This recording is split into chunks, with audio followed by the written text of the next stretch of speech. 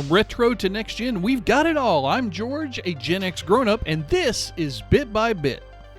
And here's an awesome bit from XDA.com. RetroArch now has Netplay, ladies and gentlemen. I'm so excited I can't even... So I read this article. I know I'm stammering over everything, but essentially RetroArch has now added the ability for you to play remote co-op with a friend. And the way they're doing that is with a peer-to-peer network connection. So instead of, buying expensive servers that RetroArch can't really afford anyway, they set this up through peer-to-peer networking. That'll also help us a little bit with lag. There'll be a little bit less latency and lag because we'll be connecting directly together. And as long as you have the exact same ROM and it's scanned into your RetroArch system, you should be able to play. They give you some pointers here in this article. I'll definitely link it down in the description of the video below. But you can play, imagine, like they say here, hooking up and playing NBA Jam online with a friend for a little bit, or jumping into some Mortal Kombat, although the latency in one of those games, I already suck at the fighting games anyway. Latency is probably going to make it even worse for me, but still, you could have a lot of fun with this feature that's being added into a system that's already pretty damn cool, as we've talked about here on Bit by Bit. RetroArch just keeps killing it with these features that they keep adding to the overall architecture of the system, just making retro gameplay so much more fun in modern times. Here's a thoughtful bit from GameSpace.com. They're asking the question, how likely is a full shift from console to online gaming in our future? Now, I went through this article myself. It's probably a good 10-minute read if you really want to pay attention to what they're proposing, but it's well thought out, pretty well researched.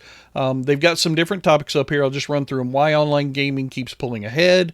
Cloud services are changing the rules.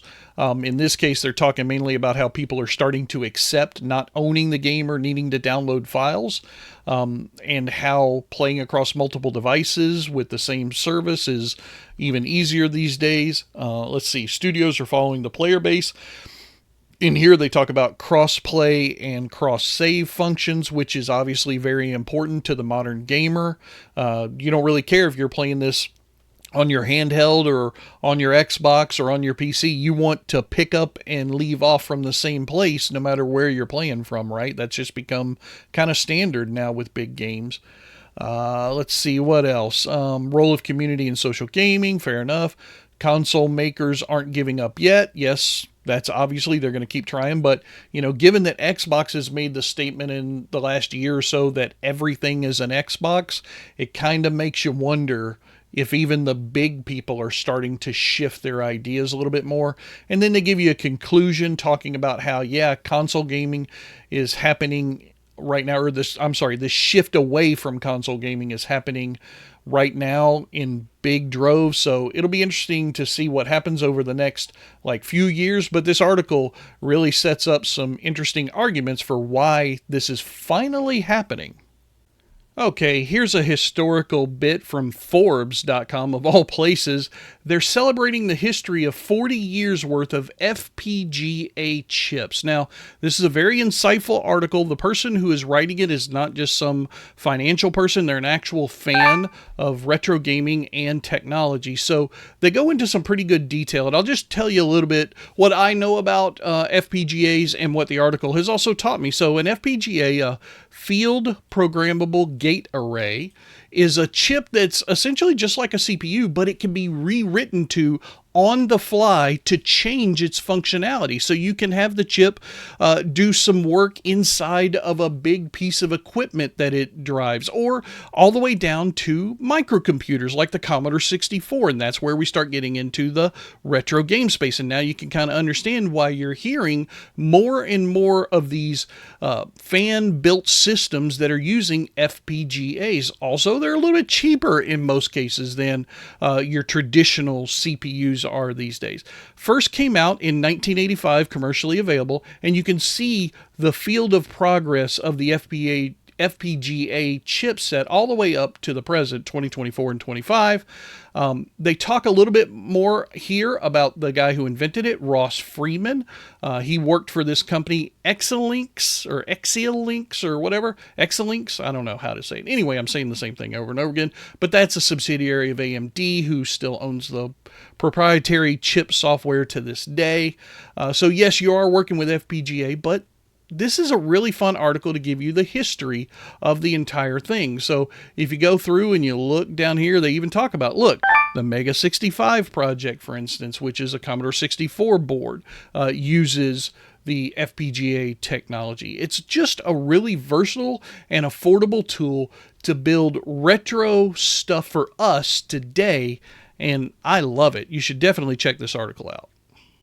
Okay, here's another top 10 bit from CBR.com. This time, they want to show us the 10 best times video games showed up in movies, and they're saying they're ranking these, so let's make sure to count these down with that in mind. Number 10, Silent Movie plays Pong with a man's life. Yes, that's a very good scene. I love that in Silent Movie. Airplane shoots some I don't remember seeing Atari Basketball in Airplane, but okay, nice appearance. Princess Bride literally plays HardBall. Okay, so this I definitely remember. Princess Bride is one of my top 5 movies of all time, and yeah, I remember them playing HardBall in that game. That's awesome. Let's see. Dawn of the Dead gunfight.